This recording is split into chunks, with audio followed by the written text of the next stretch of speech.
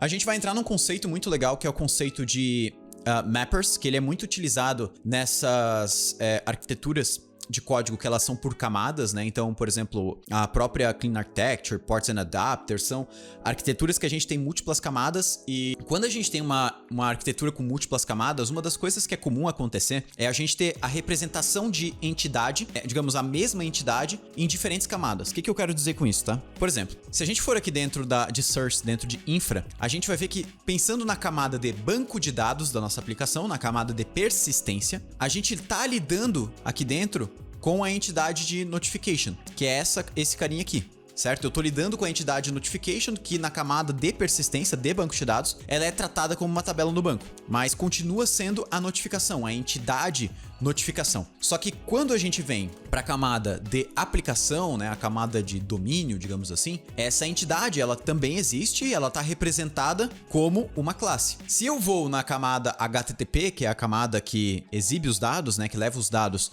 para o front-end ou para quem, sei lá, esteja consumindo a nossa aplicação, a gente também tem de certa forma, uma representação da notificação nos retornos que a gente traz. Aqui a gente está usando o mesmo retorno lá do use case, mas a gente poderia querer, por exemplo, aqui dentro da camada HTTP, moldar a forma que a notificação é retornada para o front. Até porque se a gente for ver para o Insomnia, hoje a notificação, olha só o jeito que ela está sendo retornada. Está sendo retornada do jeito esquisito, né? O mais correto seria, na hora da gente estar retornando a notificação aqui, ó, a gente formatar, né? A gente falar, poxa, eu quero, na verdade, só o campo ID, que vem de notification.id, o content, que vem de notification.content.value, porque ele é um value object, a category, que é notification.category, e vou botar o recipient ID, que vem de notification ID.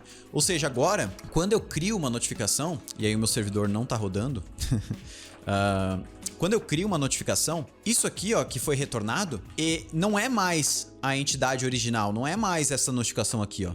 Concorda comigo? Não é mais isso aqui. Não é mais a classe que a gente tinha criado anteriormente. Ela é quase que uma entidade nova, um novo formato de trabalhar com a notificação. No fim, o que eu quero te falar com tudo isso é que, por mais que exista a entidade de notificação, ela é representada de maneiras diferentes em cada camada da nossa aplicação. E a gente precisa, muitas vezes, converter de um formato para outro. Concorda comigo? Então, por exemplo, a notificação. Aqui dentro, quando a gente foi salvar ela no Prisma, aqui ó, no nosso repositório, vê que eu não consegui salvar a notificação exatamente como ela é a classe em si, notification, lá aqui das minhas entities. Eu precisei converter ela aqui, né? Eu fiz um processo de mapeamento. Concorda comigo? De mapper. Eu peguei o ID da minha notificação da entidade e mapeei para o ID do Prisma.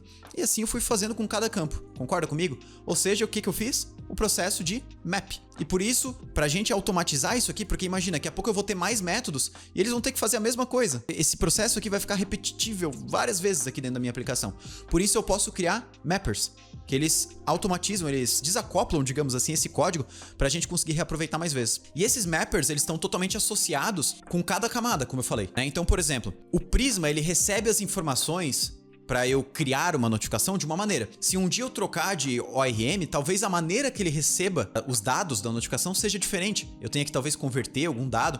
Então, o mapper, por exemplo, nesse caso específico do banco de dados, ele está totalmente associado ao Prisma. Porque se um dia eu trocar do Prisma, como eu falei, provavelmente o mapper ele vai ter que ser diferente também, né? Porque eu vou ter que fazer talvez algum processamento diferente. Então, aqui ó, no mapper, eu vou criar o Prisma Notification Mapper. E aqui eu vou simplesmente exportar uma classe, Prisma Notification Mapper, e eu vou criar um método dentro dessa classe. Esse método vai ser estático. Por que ele é um método estático? Porque eu não preciso, dessa forma eu não preciso instanciar a classe Prisma Notification Mapper. E aqui dentro eu vou simplesmente vou criar um método chamado toPrisma. O que esse método aqui vai fazer? Ele vai receber a nossa notificação original, a entidade de notificação lá da nossa camada de aplicação, e vai converter isto aqui para esse formato aqui, para como que o Prisma precisa utilizar a nossa notificação.